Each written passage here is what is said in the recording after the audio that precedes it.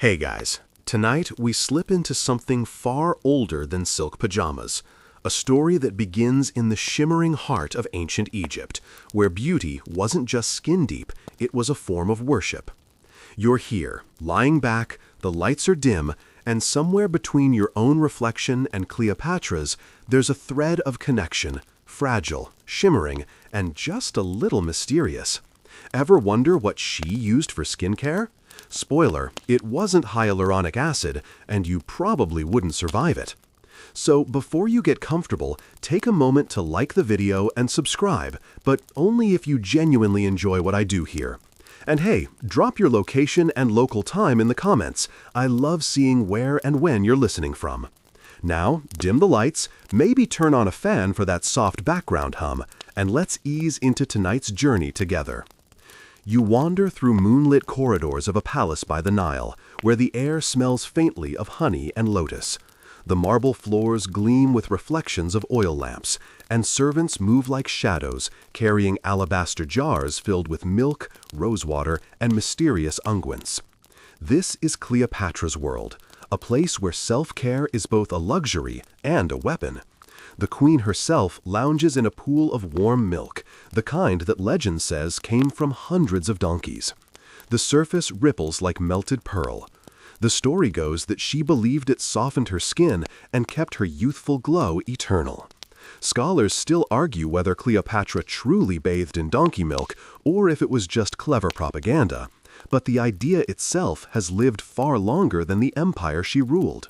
You can almost hear the gentle splash as a servant pours another jug, the milk scent mingling with frankincense smoke curling from a bronze dish. Outside, the Nile drifts quietly past the palace, stars glittering in its slow current. You might think beauty routines are a modern obsession, something born out of influencers and skincare hauls, but Egypt had already perfected the art of ritual long before moisturizers came in glass bottles. They used honey for its antibacterial properties, castor oil for lashes, and red ochre for cheeks. Every gesture was deliberate, graceful, as though each motion whispered to the gods. There's something oddly calming about imagining it, the rhythm of preparation, the steady scrape of a bronze mirror being polished, the hush before the queen enters her bath. You feel it too, that timeless quiet of someone taking a moment for themselves. In another life, you might be there, standing behind the curtain, holding a small bowl of oil warmed by candlelight, watching Cleopatra tilt her head just so as she traces kohl along her eyes, black wings so sharp they could cut through history. That kohl wasn't just for vanity. It was made of galena, a mineral containing lead sulfide, and ancient Egyptians believed it protected them from evil spirits and eye infections. Ironically, modern scientists discovered they weren't entirely wrong. Trace elements in galena did, in small doses, boost nitric oxide production, helping fight bacteria. So, even the dangerous parts of their beauty routines carried an unexpected wisdom. You can picture it, golden bracelets catching light, fingers dripping in oil, the faint sound of sistrums, those tiny ceremonial rattles, ringing from somewhere deeper in the palace. You sense the air itself shimmering with meaning. For Cleopatra, beauty was performance. Every scent, every pigment, every jewel told a story of control, allure, and divine legitimacy. You can't help but smirk. Your nightly moisturizer suddenly feels like a political statement in comparison. As you breathe in this imagined world, the pace slows. You can almost feel the texture of the marble beneath bare feet, the coolness of stone jars filled with crushed almonds and beeswax. It's strangely soothing to think that thousands of years ago, someone stood in candlelight trying to look and feel their best, not for Instagram, but for immortality. A gentle breeze moves through linen curtains, and you follow it out onto a balcony over the dark river. The scent of lotus and myrrh drifts on the night air. Somewhere below, a musician plucks a harp, and for a moment, you realize this was their version of self-care. Not hurried, not performed for an audience, just an intimate ritual between the body and the spirit. And as the milk cools in its alabaster tub, you understand what made Cleopatra unforgettable wasn't just her beauty, but her ability to turn the act of tending to herself into art, something you can still feel echoing across the centuries, like a ripple on water under the Egyptian moon. You drift onward from Egypt's gold-lit chambers, past the whisper of papyrus leaves and into another ancient world, one carved of marble, sun, and sweat. Greece. The air here smells of olive trees and sea salt, and everything gleams, from temple steps to the skin of the athletes practicing near the agora. You can almost taste the warmth of the Mediterranean air on your tongue. Here, beauty is balance. It's symmetry, proportion, harmony, a mathematical pursuit of perfection that would make any modern skincare enthusiast proud. You wander through the city of Athens at dusk, watching women with braided hair pour olive oil over their arms, rubbing it in slow, circular motions until their skin catches the fading light. Men, philosophers, soldiers, even poets, do the same. For them, beauty isn't vanity, it's virtue. The Greeks believed in kalokagathia, the idea that moral goodness and physical beauty were intertwined. If you looked radiant, it was assumed your soul must be too. A dangerous concept if you've ever had a bad hair day, but comforting in a strange way. You pass a row of stone baths where steam rises gently into the air, carrying whispers of rosemary and thyme. Someone's humming softly, and you feel yourself relax, carried by that same rhythm of ancient care. You pause at the edge of a gymnasium, not the modern kind with neon lights and Bluetooth speakers, but an open courtyard where young men train naked, their skin slicked in olive oil to highlight every curve of muscle. The sight would make a sculptor weep. It's easy to understand why Greek statues gleam so perfectly smooth. You can hear the scrape of strigils, those curved metal tools used to remove sweat and oil from the skin. A soft metallic hiss accompanies each stroke, almost meditative. Scholars still argue whether this ritual was purely hygienic or something spiritual, a cleansing of both body and mind. Maybe both. You watch as a teacher lectures beneath a fig tree, the air full of ideas and philosophy, and the scent of oil warming on sun-touched skin. You imagine holding a small amphora of that same golden liquid, thick, rich, almost glowing. And it dawns on you, olive oil wasn't just for cooking, it was life itself. It moisturized, healed wounds, softened hair, and served as perfume when mixed with herbs. It was sacred, used to anoint newborns, athletes, and the dead alike. You rub an imaginary drop between your fingers. It would have felt heavy, earthy, grounding. There's something beautiful about that, how a single substance could connect birth, glory, and death. You pass through a colonnade where women prepare for a festival. They're painting their faces with powdered white lead, a touch too pale but fashionable, and tinting their lips with crushed berries. A few have gold flakes dusted on their shoulders. You think of modern highlighters, and it hits you. Trends don't die, they just evolve. Somewhere, deep down, human beings always want to shimmer. At the base of a temple, a priestess dips her fingers in oil before lighting a ceremonial flame. The scent of burning olive drifts through the evening, soft and hypnotic. The light dances over marble statues, each face so serene it feels alive. You sit quietly, listening to the hush between the crackles of the fire. For a moment, you can almost hear the heartbeat of a civilization that worshipped beauty not as vanity, but as a reflection of divine order. It's funny. You think about how our modern routines are full of 12-step serums, acid exfoliants, and anti-aging creams. Yet here, centuries ago, it was simpler. The Greeks trusted the sun, the sea, and the earth.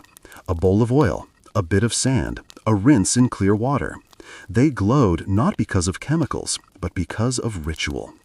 A warm breeze sweeps through, rustling olive branches overhead, and you can almost hear Socrates muttering something sarcastic nearby, probably about the futility of chasing perfection. But you can't help it.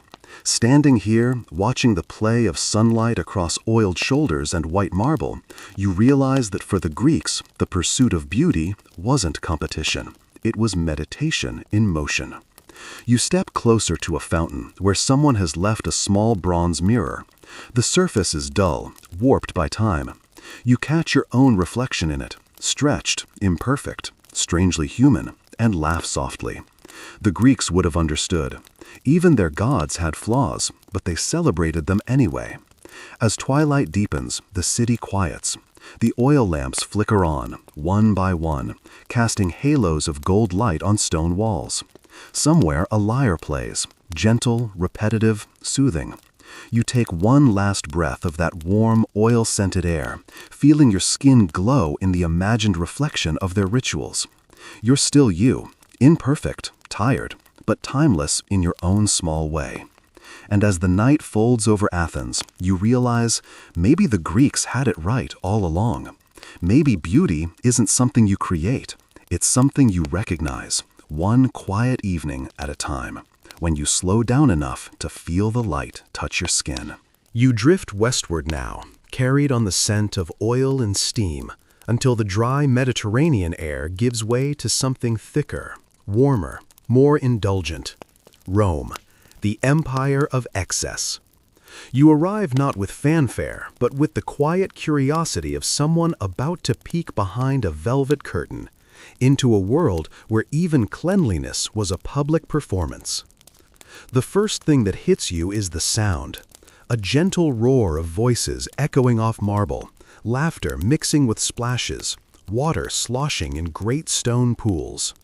You're standing inside a thermae, a Roman bath complex so grand it could easily pass for a palace. Sunlight filters through arched windows, steam drifts like soft ghosts, and everywhere you look, someone is polishing, perfuming, or preening. You wander slowly, feeling the humid air cling to your skin. Slaves pour oil over their masters' shoulders, friends gossip between dips in the caldarium, the hot bath, and the frigidarium, the cold one. It's not just about hygiene, it's about status, connection, ritual. Here, your social worth is reflected not in what you wear, but in how radiant you look under the lamplight.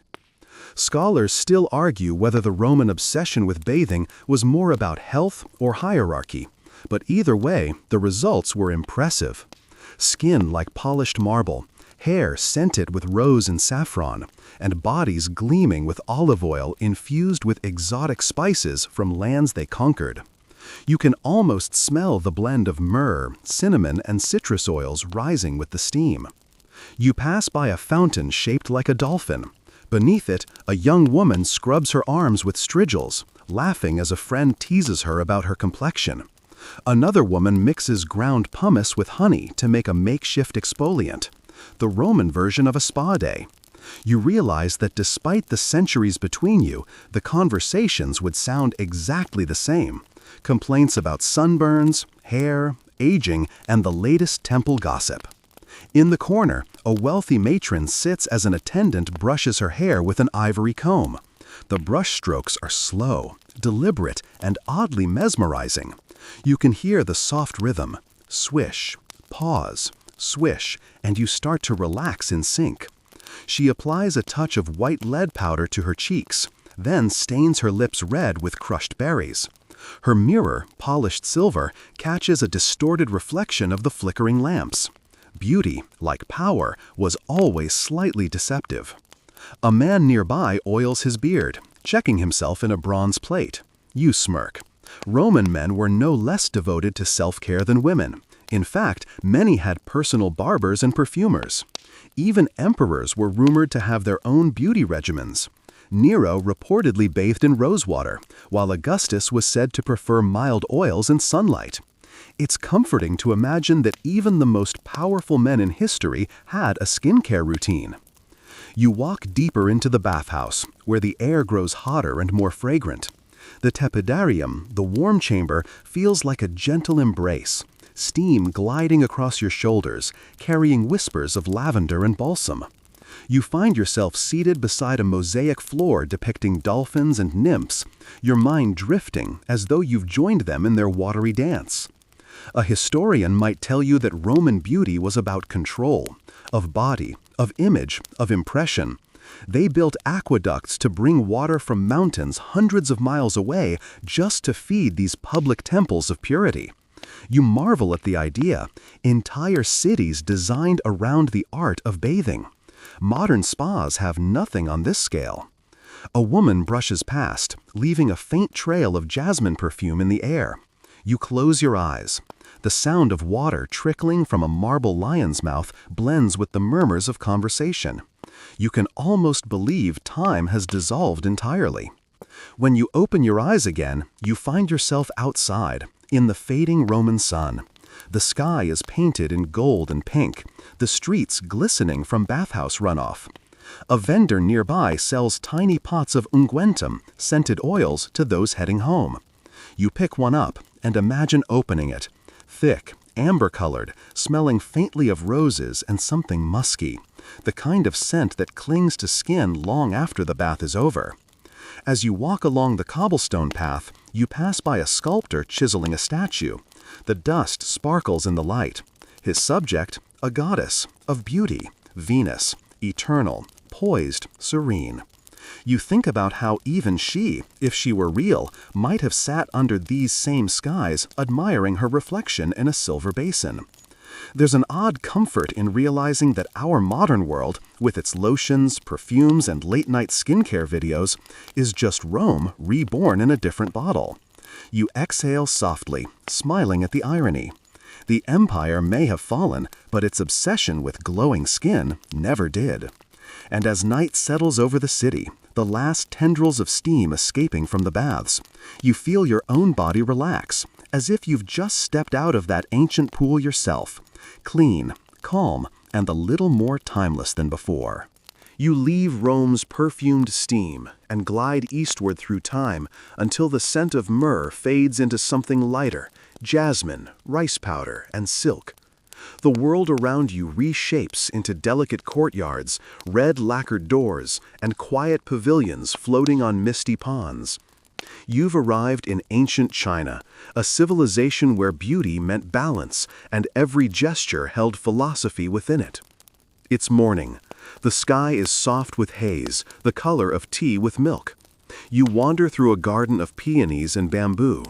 Somewhere nearby, a silk fan flutters, and you follow the sound. Inside a shaded veranda, women in embroidered robes sit before bronze mirrors. Their faces gleam faintly, pale as porcelain, smooth as polished jade. You realize quickly that paleness here isn't just a fashion, it's a status symbol. A canvas of untouched sunlight, proof that one's life was spent in leisure, not labor. They mix their powders carefully, ground pearl, jade dust, and rice flour. The ingredients sparkle faintly in the light, as if they're handling powdered moonlight. A lady dips her brush and gently strokes her cheeks, her movements so slow and graceful it feels like a ritual prayer. The air smells faintly of chrysanthemum and camellia. Scholars still argue whether this obsession with pale skin came from spiritual beliefs or social hierarchy, maybe both. Taoist teachings valued lightness and purity, and the upper classes valued skin untouched by the sun. Whatever the reason, you can't deny the result. Faces so smooth they seem carved from snow. A servant approaches carrying a porcelain bowl. Inside is a thick white cream made from powdered lead and vinegar, the ancient equivalent of foundation. You cringe, knowing what that combination would do over time. The irony doesn't escape you, the pursuit of flawlessness slowly destroying the flawless. And yet, it's hauntingly beautiful, the way they believed in it so completely. You watch as they paint their lips red using crushed cinnabar, a mercury-based pigment, bright and dangerous. It gleams like lacquer. Another woman plucks her eyebrows with fine bronze tweezers, shaping them into thin, elegant curves like willow leaves. Every detail matters: hair, nails, fragrance, posture. Beauty here isn't chaos, it's discipline. You catch your reflection in one of their mirrors. The surface isn't perfectly flat. It distorts, softens, romanticizes. Maybe that's part of the appeal, seeing yourself not as you are, but as you wish to be. Somewhere outside, a zither plays.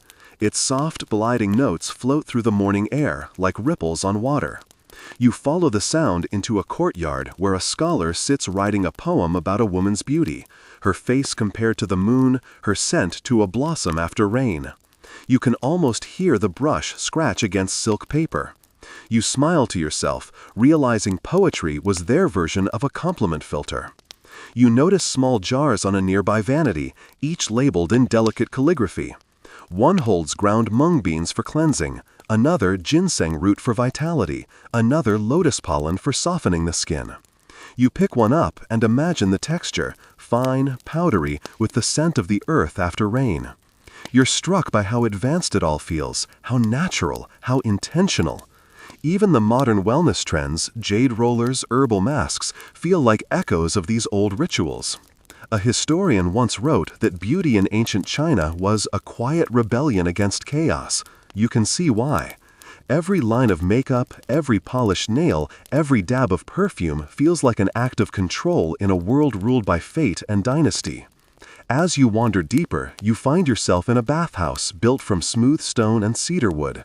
Steam curls upward, fragrant with lotus and chrysanthemum petals floating on the surface. Women sit waist-deep in the warm water, chatting softly about love, poetry, and politics. You can almost feel the warmth soaking into your own skin as you watch, the calm rhythm of water against marble, the echo of laughter that sounds like bells underwater. Above them hangs a silk screen painting of the goddess Shi Wangmu, guardian of eternal youth. Her face, serene and luminous, watches over the scene. You wonder if even goddesses in their quiet hours worried about wrinkles. You step back out into the courtyard, where sunlight now filters through bamboo leaves. The women rise from their baths, their hair dripping and fragrant. They rub camellia oil between their palms and smooth it through long dark strands until it gleams like liquid night. You watch droplets fall to the ground and vanish into the soil, a reminder that everything, even beauty, eventually returns to the earth. You take one last look around, the calm faces, the gleaming hair, the careful hands. The atmosphere feels like a sigh held between centuries. You realize that for these women, beauty was meditation, a way to balance body and spirit. The zither music fades again, replaced by birdsong. You exhale softly, eyes half closed. Maybe it's not so strange that modern spas play Chinese music to relax you. They're trying, in their own way, to bottle this same serenity. As you leave the courtyard, a petal drifts down from a blossoming plum tree and lands on your palm. Fragile, perfect, and gone before you can blink. You smile to yourself, whispering that beauty, no matter the century, always feels like that, a moment of peace held briefly before it disappears. You glide southward now, across mountains and oceans, until the scent of lotus and camellia fades into sandalwood and marigold. The air grows heavier, warmer, more fragrant, a heady blend of turmeric, incense, and monsoon rain. You've arrived in ancient India, where beauty isn't just skin deep, it's spiritual, sensual, and sacred all at once. You walk barefoot through a courtyard of red stone, its tiles cool beneath your feet. Bells ring softly in the distance, the slow rhythm of temple prayers mixing with the hum of insects. The morning sun filters through carved jolly screens, scattering golden light like powder across the floor. You follow the scent of jasmine to a veranda where women sit in circles, grinding herbs and flowers into pastes. They laugh, gossip, hum, the sounds blending into something soothing. A woman dips her fingers into a bronze bowl, mixing sandalwood powder with rosewater. She smooths it over her arms, and the air fills with a scent that's both sharp and sweet. The paste cools the skin instantly, leaving a soft golden glow. You can almost feel it, that touch of earth and heaven. Another woman applies a thin layer of turmeric and yogurt to her face, her laughter echoing as her child imitates her beside the bowl. The sight feels timeless. You could see the same thing today in any small Indian village before a wedding. Beauty here isn't vanity. It's family, ritual, love. Scholars still argue whether these rituals began for aesthetic or medicinal purposes, but Ayurveda, the ancient Indian science of life, never saw a difference. Health, harmony, and beauty were all one. To tend the body was to honor the soul. Every oil, every herb had meaning. Neem for purification, rose for calm, coconut for cooling, and sesame for strength. A priest nearby prepares a mixture of ghee and herbs for the temple lamps. The golden liquid glows in the flame's reflection. You realize that even the gods were offered beauty: fragrant oils, colored powders, and flowers. The line between worship and self-care blurred long ago. You wander further, following a trail of scent to a bathhouse carved into stone.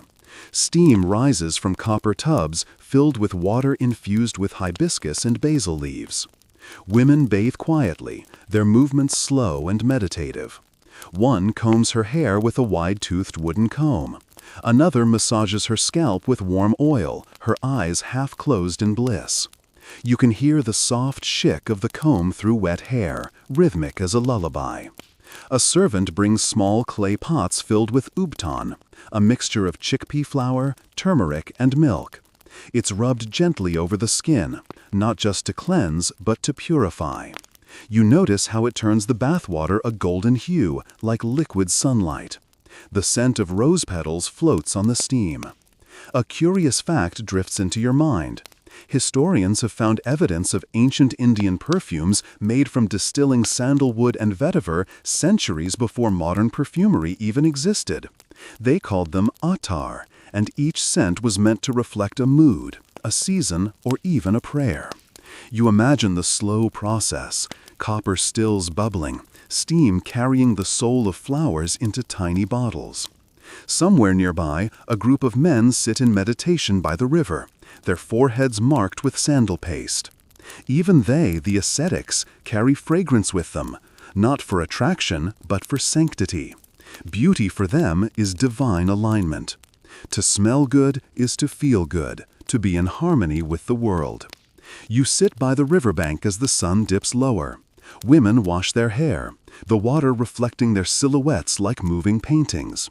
They squeeze oil from hibiscus petals, letting it run through their fingers like rubies. The air hums with life: dragonflies, temple bells, laughter, and the rustle of saris in the wind. You smile softly, realizing that while the Egyptians sought eternal youth and the Greeks chased harmony, the Indians found beauty in connection with the body, with nature, with the divine. A ritual wasn't meant to fight time, but to celebrate it. As dusk settles, a faint chant begins from the nearby temple, a hymn to Lakshmi, goddess of prosperity and grace. The air trembles with devotion. The women finish their bathing, anoint their wrists with jasmine oil, and braid fresh flowers into their hair. The petals glow faintly in the candlelight.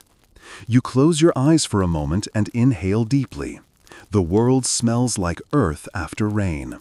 There's no mirror here, but you understand why none is needed. When beauty is ritual, it's something you feel, not something you check.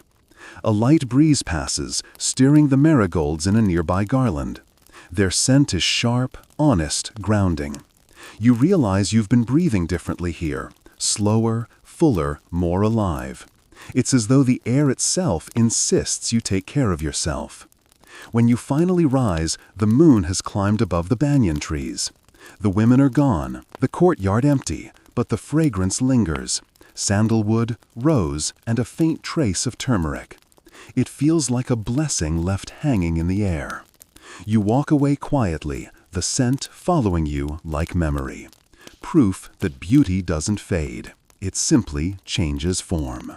You linger a moment longer in India's fragrant twilight before your thoughts drift to Cleopatra again, but this time to her eyes, black, coal-lined, mysterious.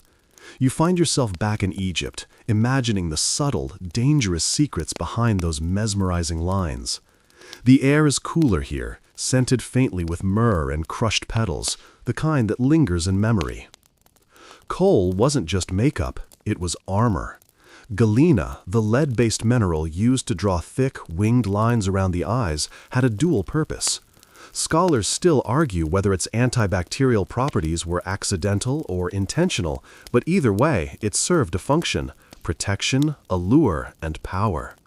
You can almost feel the fine powder between your fingertips, heavy and earthy, and trace it along your own imaginary eyelids. You wander through shadowed corridors of the palace, past alabaster jars filled with pigments, red ochre, malachite, and a pale green powder used for under-eye shimmer. Each hue carries a story. Some symbolize status, others ward off evil, a few simply please the eye. It's easy to forget, as you sit in this quiet imagination, how these small rituals were entwined with survival and superstition. A servant approaches, carrying a delicate bowl of crushed saffron mixed with oil.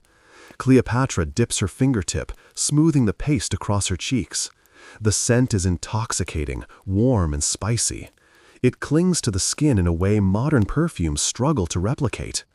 You inhale the imagined fragrance, and it seems to calm your own pulse, as if you've absorbed a fraction of the ancient magic. Nearby, a mirror of polished bronze reflects the flickering light of oil lamps. You see the queen adjusting her Kohl, tilting her head, eyes half closed in focus. The symmetry, the patience, the ritualized motion, it's mesmerizing. You wonder how many lives were spent perfecting this one simple act, one that today takes seconds with pencil liners and cotton swabs.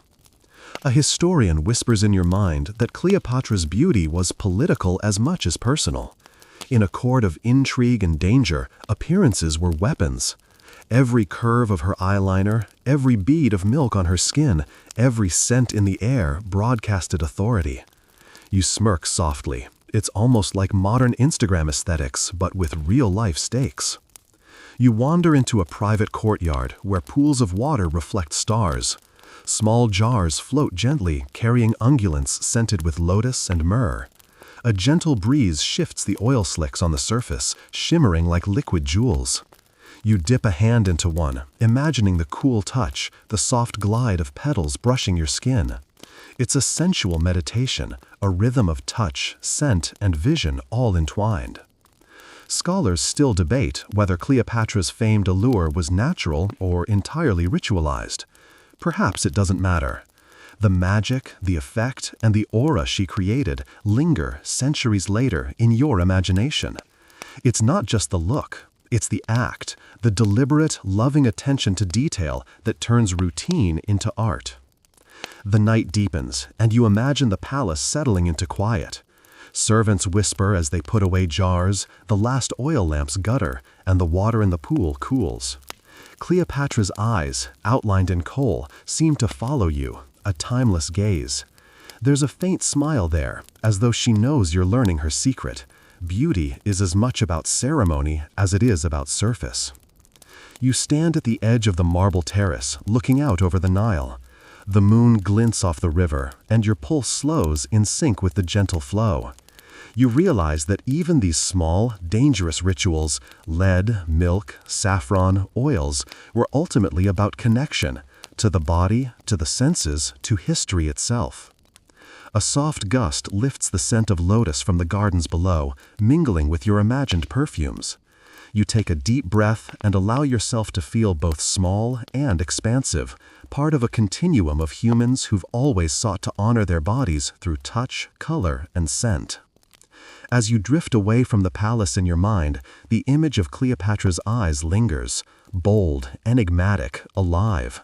You smile softly and whisper almost to yourself that beauty, in its truest sense, is never fleeting. It's ritual, story, and presence all in one.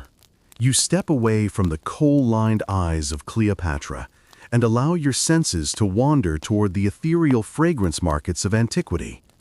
The air is thick with scents, myrrh, frankincense, lotus, and an assortment of mysterious oils. You follow the winding alleys of these bazaars, imagining yourself trailing behind merchants who carry copper vessels brimming with liquid perfumes, each more exotic than the last. Perfume wasn't a luxury here, it was an experience, a subtle language. Scholars still argue whether the primary purpose was spiritual, aesthetic, or political, perhaps all three at once. You inhale deeply and feel transported to the intimate act of choosing scents, the careful deliberation over which aroma would best suit a temple ceremony, a night of courtly intrigue, or simply a quiet afternoon along the Nile. You wander past rows of alabaster bottles, their shapes delicate as flower petals, filled with oils distilled from jasmine, rose, and saffron. The vendors describe them with hushed reverence. This one calls forth courage. This one calms the restless spirit. This one entices lovers. You smile at the poetic exaggeration, imagining how even the humblest citizen might dab a drop behind the ear and feel like royalty. You notice a small jar of lotus-scented oil, its surface shimmering like liquid pearl. A woman delicately dips her fingers into it, warming the perfume before pressing it gently along her wrists and temples. The fragrance is subtle, intimate, yet commanding, filling the space without overpowering it. You catch a trace of the scent and feel your own senses heighten, attuned to the smallest details around you. Scholars still debate the exact distillation methods used to create these ancient perfumes. Did they truly capture the essence of flowers? Were they blended with resins and spices to enhance longevity? You can't help but appreciate the meticulous craftsmanship, each drop a result of careful observation, patience, and experimentation. A child runs past, laughing, scattering petals from a basket across the stone floor. The petals land in puddles of oil, releasing bursts of fragrance. You watch, amused, as the scene unfolds, chaotic yet harmonious, fleeting yet memorable. Even in this simple play, the artistry of scent reveals itself. Beauty is not static, but alive and interactive. Nearby, a priestess anoints herself with a mixture of myrrh and frankincense, a ritual for both purification and allure. The oils glisten on her skin, reflecting the flickering light of lanterns suspended from the walls. You feel the slow pulse of her movements, deliberate and serene, as if the world itself holds its breath to witness her ritual. In another corner, a merchant demonstrates a rare blend of saffron and crushed almonds intended to invigorate the wearer. You imagine rubbing a drop between your palms, letting the warmth of your skin release its full potential. It's sensory meditation, a dance between touch, smell, and imagination. The market narrows into a quiet alley where the aroma of lotus mingles with the distant river breeze. You pause, realizing that scent in antiquity was a bridge between humans, the divine, and nature. Each perfume carried not just a smell, but an intention, a story, a legacy. A historian whispers in your mind that perfumes were even used as subtle social signals. A hint of frankincense might indicate wealth, a trace of rose might suggest refinement, and a wisp of sandalwood could signal spiritual dedication. You laugh softly. It's amazing how humans have always spoken volumes without saying a word. As evening falls, the sun dips behind distant pyramids, casting golden light through the alleys. The last merchants pack up, leaving faint trails of scent that linger like echoes. You inhale one final time, letting the complex tapestry of fragrances sink into your memory. You step back, letting the perfumed air settle around you. In this quiet moment, you understand that the true magic of ancient fragrances wasn't just the smell. It was the ceremony, the mindfulness, and the connection they fostered. And you, standing there in imagination, are part of that timeless ritual. You drift now into the strange and slightly humorous world of ancient hair care, where beauty rituals teetered between ingenuity and downright oddity. The scent of herbs and oils fills the air, mingling with the faint tang of ash and smoke. You find yourself in a salon of sorts, perhaps Roman, perhaps medieval, where the pursuit of perfect hair borders on the theatrical. Blonde hair, in particular, is all the rage. You notice women and men alike striving for it, some using sulfur, others bleaching with a mix of lye and sunlight. Scholars still argue whether these methods were common enough to truly affect society, or if they were reserved for the elite. Either way, the results are striking. Strands that glint gold under the midday sun, a symbol of status and allure. You watch as a stylist applies a paste made from pigeon droppings and vinegar. You pause, blinking. Yes, pigeon droppings. The ammonia in the mixture acts as a bleaching agent, slowly lifting pigment from the hair. You wrinkle your nose in sympathy, imagining the smell, foul, sharp, but undeniably effective. Somehow, the ritual feels meditative, the stylist moving with precision, combing and rinsing in repetitive motions that echo like a lullaby. Nearby, a woman massages warm oils infused with rosemary and bay leaves into her scalp. The scent is surprisingly pleasant, soothing even. You close your eyes and imagine the warmth trickling down each strand, the oils penetrating the roots. Hair here isn't just ornament, it's a statement, a ritual, a source of pride. Every curl, braid, and coil is carefully attended to, a reflection of status and personal care. A young man applies a mixture of ground nuts and honey to his hair, combing it meticulously into curls. You can almost hear the soft shick of the comb through coated strands, rhythmic and hypnotic. It's strange, yes, but strangely calming, this dedication to appearance. Even the odd ingredients become part of the ritual, imbuing the process with a sense of ceremony. In some cultures, scented powders are sprinkled onto hair after washing. Jasmine, rose, and camphor linger in the air, leaving a faint trace that announces your presence before you even speak.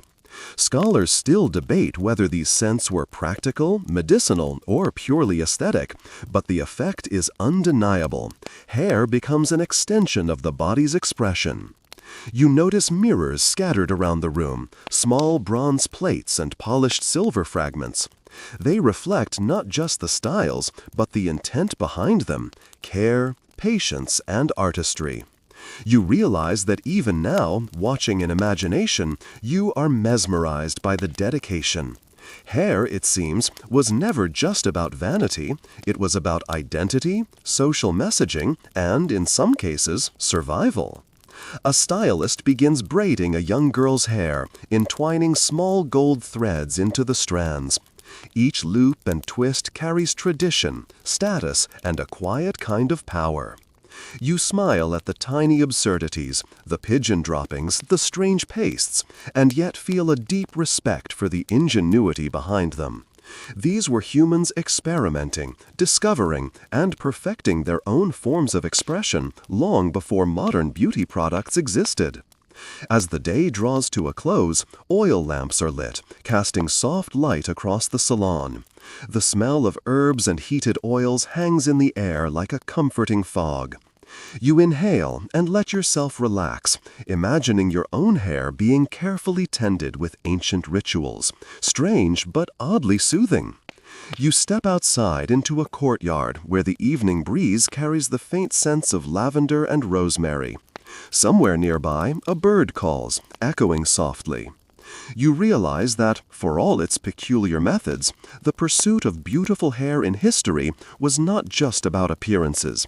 It was meditation, art, and human ingenuity intertwined. And as night settles over the ancient city, you smile softly, thinking that maybe pigeon droppings weren't so strange after all, just another step in the timeless human obsession with self-care. The warm scent of oils and herbs fades as you drift north, toward the bustling streets of medieval Europe, where beauty takes on a very different form. Here, the air is cooler, filled with smoke from hearths and the occasional hint of dried lavender. You find yourself in a candlelit chamber, where noblewomen are preparing for evening ceremonies and festivals. Pale skin is the ultimate goal, a sign of wealth and refinement. You watch as a lady dips a soft cloth into a mixture of lead, vinegar, and rosewater, gently dabbing her cheeks and forehead. Scholars still argue whether the toxicity of lead was fully understood, or if it was dismissed in favor of the desired look. Either way, the effect is unmistakable. Luminous, porcelain-like skin, ethereal under flickering candlelight. You cringe a little, imagining the slow poisoning hidden beneath such beauty, yet there's something mesmerizing in the deliberate, careful application. Every motion is rhythmic, a quiet ritual performed in whispers. A tiny bell tinkles somewhere, and you almost forget the danger. It's just you and the soft brush strokes against skin. Hair is equally ritualized, though more practical. You see women braiding, curling, and powdering their locks with lavender and crushed herbs. Wigs are common, powdered white to the point of absurdity. You notice a servant sprinkling crushed starch over a nobleman's wig, and you can't help but chuckle quietly. The lengths people went to impress, pale faces, powdered hair, would make modern influencers blush. Makeup, too, carries strange symbolism. Rouge on the lips, sometimes made from crushed beetles, signals vitality and health. Eyebrows are plucked to almost nothing, following current fashions. You observe the tiny jars lined on a velvet table, each containing something seemingly mundane but painstakingly prepared: rosewater, almond oil, saffron-infused pastes. The attention to detail is staggering, especially given the lack of modern tools.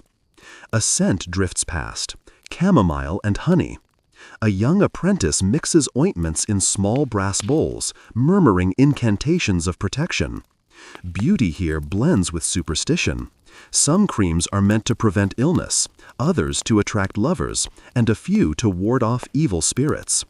Scholars still debate the effectiveness of these rituals, though the belief alone seems powerful enough to influence the wearer's confidence.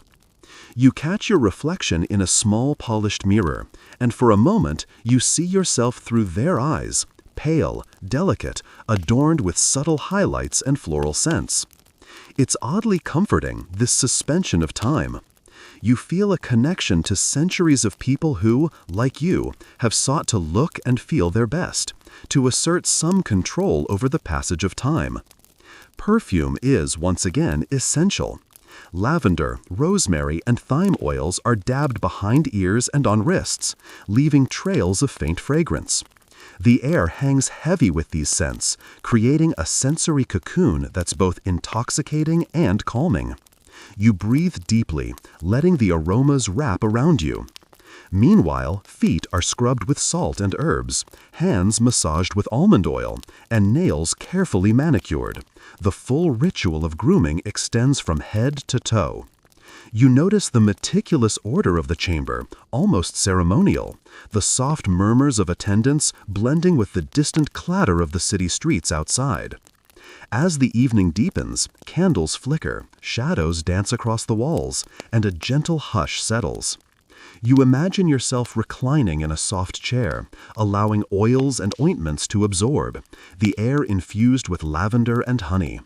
There's a strange, comforting serenity here, even amidst the bizarre and occasionally dangerous ingredients. And as you step quietly into the moonlit streets, the faint scent of rosewater lingering, you realize that medieval Europeans, for all their oddities, understood something fundamental. Beauty is a ritual, a meditative act, a way to pause and honor oneself amidst the chaos of daily life. The cobblestone streets fade beneath your feet as you drift east again, arriving in the sun-drenched palaces of the Ottoman Empire. The air is thick with spice, rosewater, and the subtle tang of heated oils. You step into a hammam, a bathhouse of marble and mosaics, where beauty is ritualized, communal, and sensuous all at once. The first thing you notice is the sound: water dripping rhythmically, soft splashes as attendants move gracefully, and low murmurs of conversation blending with the occasional tinkle of a brass tray. You follow the trail of steam to a marble slab where women lie, limbs relaxed, as attendants gently exfoliate their skin with coarse mitts called kese. The friction scrapes away not just dirt, but the day itself. Scholars still argue whether the hammam was primarily about cleanliness, socialization, or both. And the answer, of course, is all of the above. You watch as warm water infused with rose petals cascades over a woman's shoulders, the droplets catching light like liquid jewels. The scent of roses, amber, and sandalwood is intoxicating, wrapping around you like a delicate cloak. Oil is central to the ritual here. Attendants massage fragrant blends of almond, rose, and jasmine into every curve and joint, their hands skilled and deliberate. You imagine the warmth sinking into your own skin, easing tension, smoothing muscles, and leaving a faint trace of aroma behind. This isn't vanity, it's meditation in motion. Hair care is equally elaborate.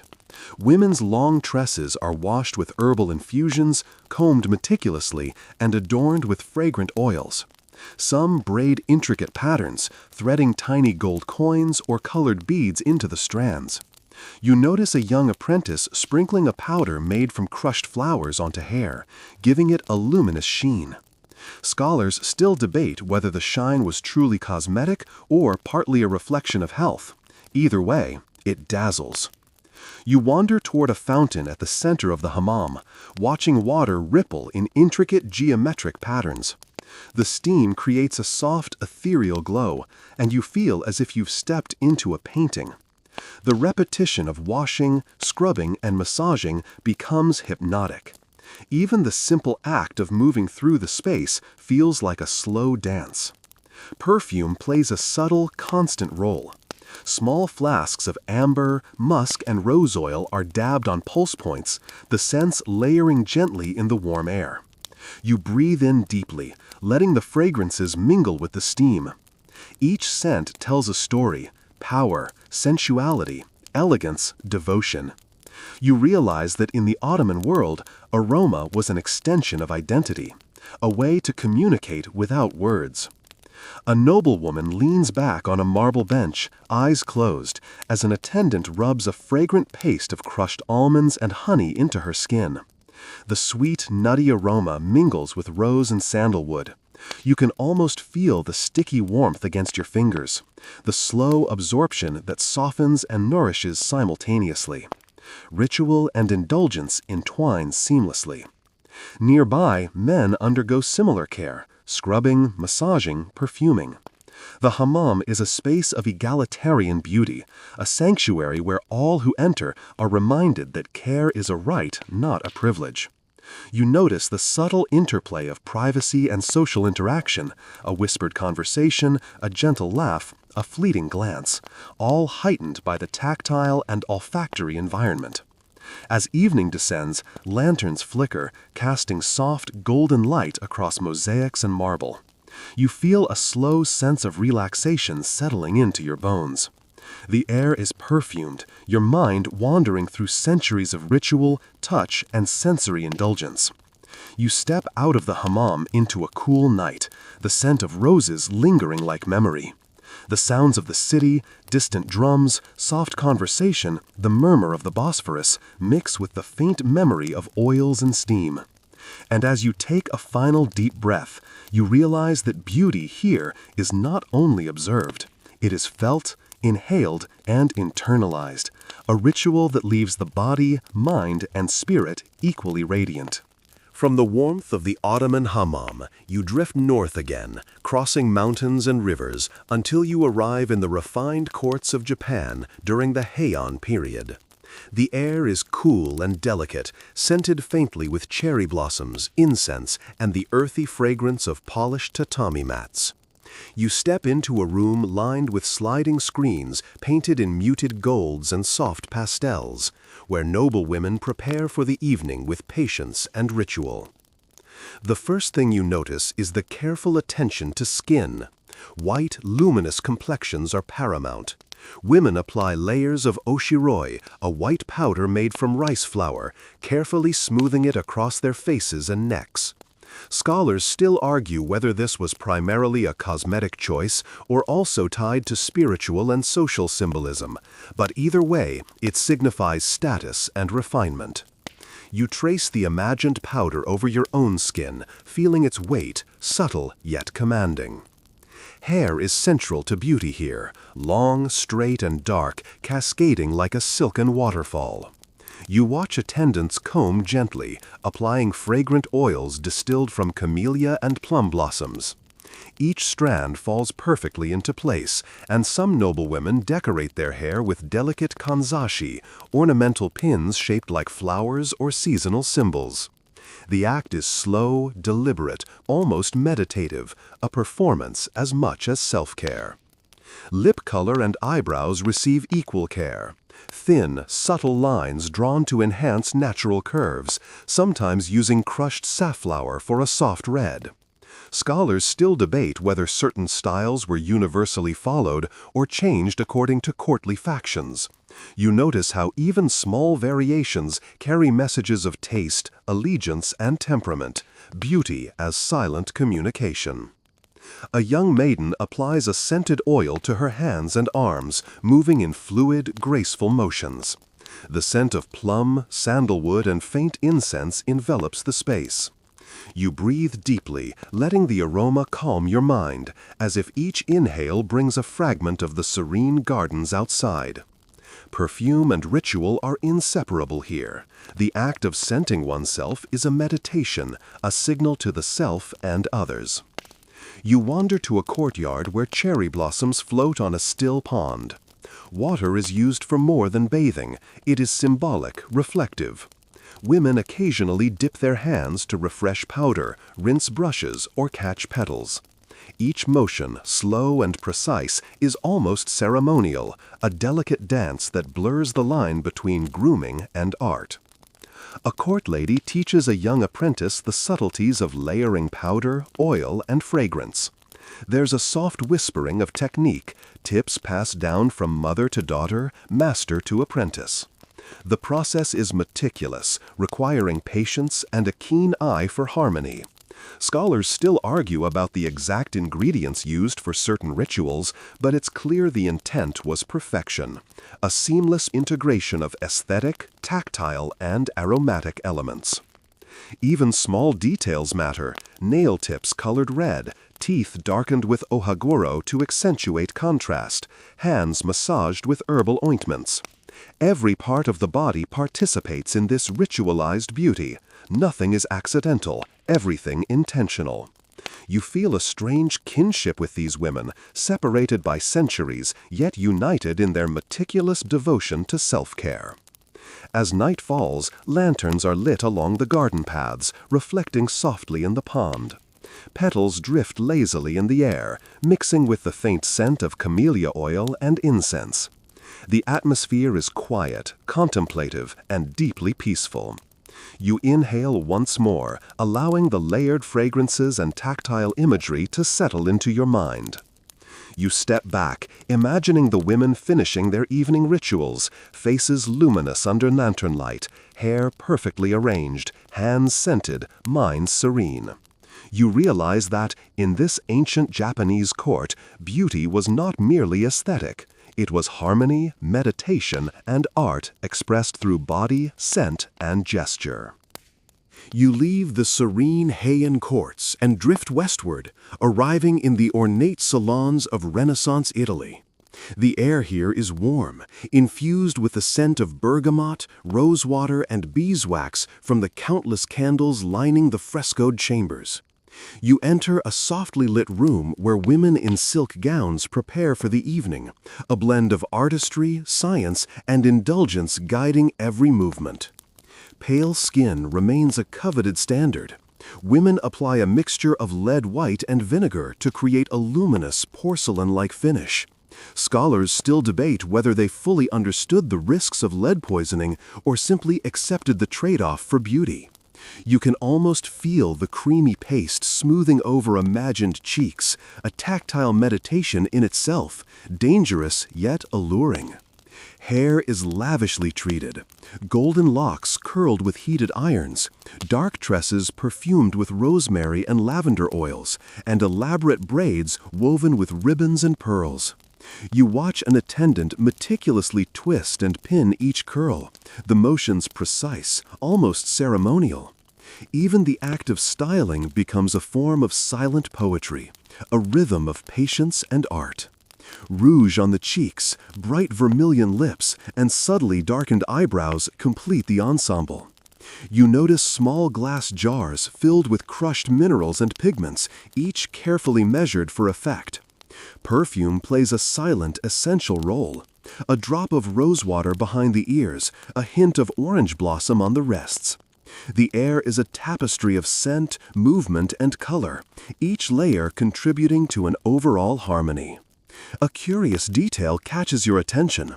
Some women use alabaster powder infused with crushed pearls to add shimmer to their skin. The effect is subtle yet radiant, catching candlelight in delicate glimmers. Scholars still debate whether this was a true cosmetic enhancement or more symbolic, demonstrating wealth and refinement. Either way, it works. The reflected light gives the illusion of near-divine luminosity. You wander toward a small table covered in glass vials and copper bowls. An attendant crushes petals of roses and violets, mixing them with oils and waxes to create scented ointments. The fragrances are intoxicating, floral, earthy, and warm, enveloping the room in a calm, dreamy haze. You breathe deeply, letting the scents and textures soak into your imagination. Even the smallest details matter.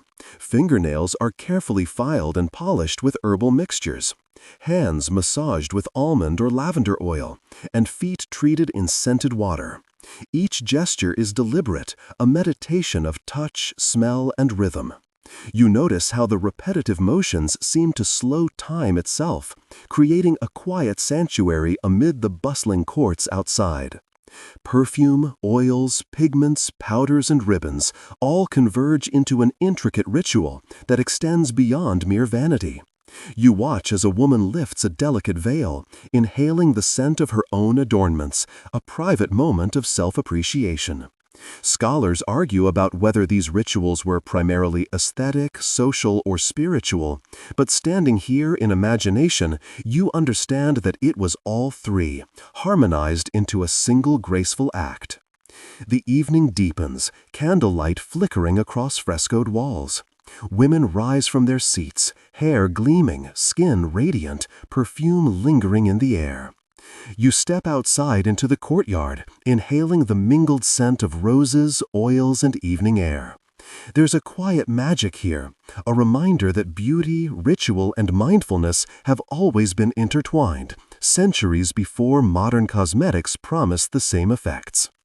And as you leave the chamber, you smile softly, realizing that the Renaissance, with its lavish indulgences and obsessive detail, understood what every era of beauty seems to know.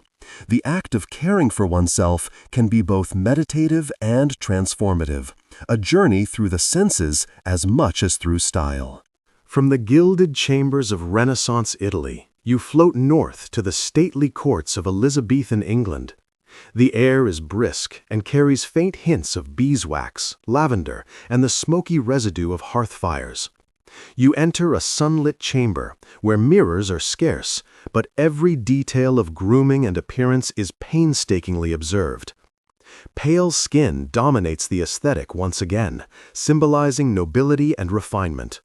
Women dab a mixture of white lead and vinegar onto their faces to achieve the signature alabaster complexion. Scholars still argue whether the harmful effects of lead were well understood or largely ignored, but the result is undeniably striking: luminous faces that almost glow in candlelight. You can feel the imagined powder smoothing over your own skin, each touch meticulous and deliberate. Hair is styled with extraordinary care. Golden locks are teased into high, elaborate arrangements, often supported by hidden wireframes and adorned with ribbons, jewels, or veils. Dark hair is often powdered or enhanced with starch to achieve volume and sheen. You watch an attendant weaving a series of braids into an intricate pattern, the process so rhythmic it borders on hypnotic. Rouge and lip color are applied with precision. Subtle hints of red on cheeks and lips signal vitality and youth. Scholars debate the exact ingredients, crushed berries, minerals, and sometimes even animal fat, but the effect is unmistakable. You notice how every gesture is slow, deliberate, and almost ceremonial, as if the act of application itself holds power. Perfume is ever present, often derived from roses, violets, or the exotic resins imported from distant lands. A noblewoman rubs fragrant oils along her wrists and neck, leaving a trail that announces her presence even before she speaks. Scholars still discuss whether these scents were primarily aesthetic, hygienic, or symbolic, probably all three. You inhale deeply, letting the fragrance blend with the imagined warmth of the chamber. The Elizabethans also prized teeth whitening, often using chalk or powdered charcoal. You cringe at the thought, yet admire the dedication to a polished appearance. Even nails receive attention, filed and buffed, sometimes coated with subtle herbal oils to signify health and care. Every detail is considered, deliberate, and socially significant. A young maid demonstrates the proper way to powder hands and forearms, her movements slow and graceful. You realize that these acts are as much about self-discipline and presentation as they are about aesthetics. Beauty here functions as a form of etiquette, an extension of one's social identity. Even clothing is part of the ritual. High collars, lace ruffs, and embroidered sleeves frame the face and hands, emphasizing the labor and care invested in grooming. Scholars still argue how much of Elizabethan beauty was performative versus personal preference, but as you observe, the answer feels intuitive. It was inseparable from daily life, a fusion of artistry, status, and ritual. As evening falls, the chamber quiets. Candles flicker, the scent of rose and lavender hangs in the air, and the noble women rise, faces luminous, hair arranged, and fragrance lingering. You step back into the imagined corridors, feeling the echoes of centuries of meticulous care. Beauty, ritual, and identity are intertwined, a timeless dance of perception and presentation. And as you drift from the chamber into the cool night air, you smile softly, realizing that Elizabethan obsession with pale skin, elaborate hairstyles, and fragrance reflects a universal human desire to control, express, and celebrate oneself through deliberate, mindful beauty. You leave the stone corridors of Elizabethan England and drift east once more, arriving in the serene palaces of the Ming Dynasty in China. The air is soft and carries faint aromas of jasmine tea, sandalwood, and the subtle sweetness of rice wine. You step into a chamber lined with silk screens and lacquered furniture, where noble women and courtiers prepare for the evening with ritualized care. Pale, smooth skin remains the pinnacle of beauty. Women apply layers of rice powder and pearl dust, carefully smoothing them over the face and neck. Scholars still debate whether pearl powder had true cosmetic benefits or was mainly symbolic, yet the luminous effect is undeniable. You can almost feel the cool, fine powder against your fingertips, a tactile meditation in its own right. Hair is treated with meticulous care. Long black tresses are combed slowly with wooden combs, occasionally infused with fragrant oils from camellia or osmanthus. You watch an attendant braid the hair into intricate patterns, adding small gold pins or carved jade ornaments. Every movement is deliberate, rhythmic, and almost meditative, as if the act of styling itself enhances beauty. Rouge and lip color are applied subtly. Soft pinks highlight the cheeks, while lips receive a gentle brush of crushed flower petals. Scholars still argue about the significance of certain shades in conveying status, age, or marital intentions. You observe the careful precision, noting how each gesture balances aesthetic, symbolic, and cultural meaning. Perfume is understated yet constant. Small flasks of sandalwood, jasmine, and plum blossom oils are dabbed along pulse points and hair, filling the room with a delicate, calming fragrance. You inhale deeply, feeling the mingling scents settle like a soft layer over your imagination. A curious detail emerges. Some women use powdered pearls not only for skin illumination, but also as a cooling agent during hot summers. The idea of multitasking beauty treatments, enhancing appearance while soothing the body, makes you smile. Scholars still debate the efficacy, but the ritual itself is soothing, almost ceremonial. Hands and nails receive attention as well. Fingers are massaged with herbal oils, nails filed and painted with subtle colors derived from plant pigments. Even small actions, like the arrangement of sleeves or the folding of hands, contribute to a larger aesthetic. Beauty here is not isolated to the face or hair. It encompasses posture, scent, and gesture. You wander toward a courtyard where lotus ponds reflect the soft moonlight. Attendants sprinkle petals across the water, their fragrance mingling with the night air. The women finish their rituals, rising slowly, bodies relaxed, skin luminous, hair perfectly styled, and scent lingering. It's an almost hypnotic display of deliberate care and artistry. Perfume, powders, oils, and gesture intertwine seamlessly. Scholars debate the spiritual versus aesthetic importance, but you understand the essence. Beauty in Ming China was holistic, an immersive experience connecting body, mind, and environment. As night deepens, lanterns cast a golden glow across courtyards and corridors. You step back into the imagined palace gardens, inhaling jasmine and sandalwood one last time. You realize that this attention to ritualized beauty is universal. Across continents and centuries, humans have always sought to care for themselves in ways that are simultaneously functional, aesthetic, and deeply personal. Your journey now drifts to the quiet, frost-kissed villages of Scandinavia, where winter air carries the crisp scent of pine, smoke, and dried herbs. You step into a small wooden home where flickering candlelight illuminates the cozy interior. Here, beauty is as much about survival as it is about appearance, blending practicality with ritualized care.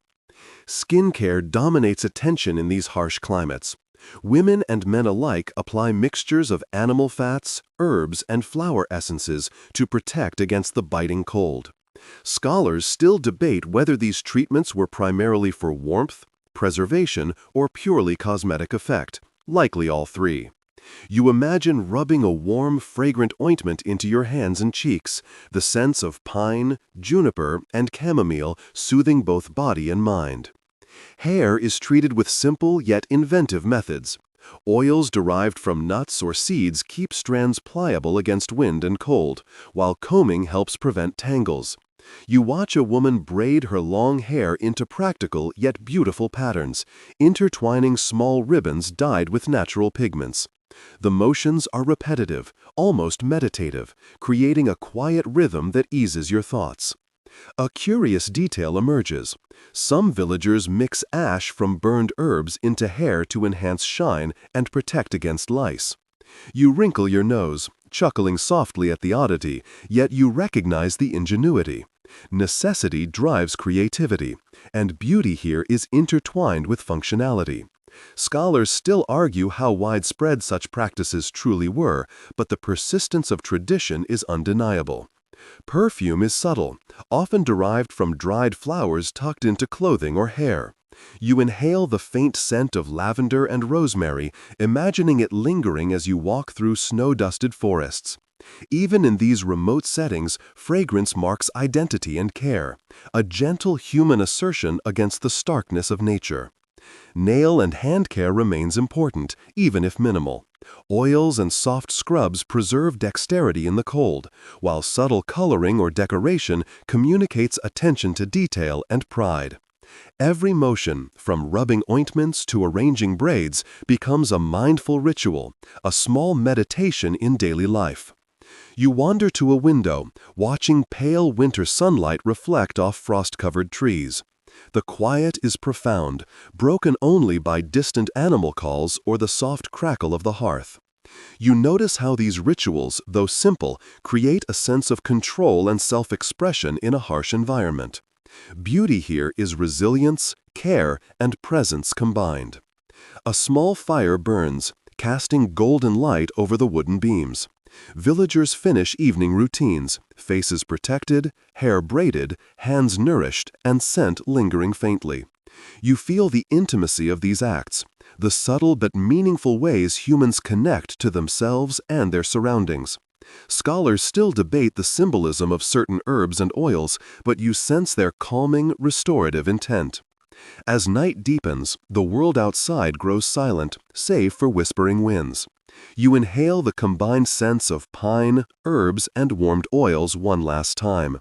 You realize that across every culture you visited, Egypt, India, Japan, Italy, England, China, and now Scandinavia, beauty rituals share a common thread: mindfulness, care, and connection, transcending centuries and geography.